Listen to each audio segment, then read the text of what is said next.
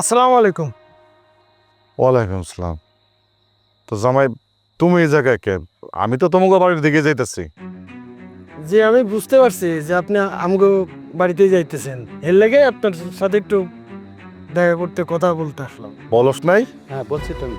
না, সে বলছে বলেই আসলে আমি চিন্তাটা করে আপনার কাছে আসলাম।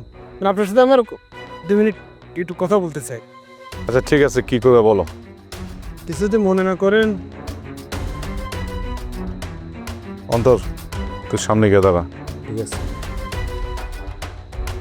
কি হয়েছে কও? চেয়ারম্যান সাহেব, মানে আপনি তো জানেন আমি আমার নিজের এলাকা ছেড়ে, গ্রাম ছেড়ে এখানে চলে আসি আমার শ্বশুর মারা যাওয়ার পরে। আমার তো আর ওদিকে কিছু নাই, যা আছে এই ভিটা বাড়িটুকু। আর আমার শালিকা, সে তো বিদেশ থেকে আইছে, তাহলে টাকা পয়সা কামাইছে, সে চাইলে আরেক জায়গা একটু জমি জমা কিনে বাড়ি ঘরদোর করতে পারবো। আমার তো আর যাওয়ানোর জায়গা নাই। এর লাগে কইতেছিলাম, আমার শাশুড়ি যেহেতু আমার নামে জমিটা লিখেই দিছে, বিচারটা আপনি একটু আমার পক্ষে দিয়ে।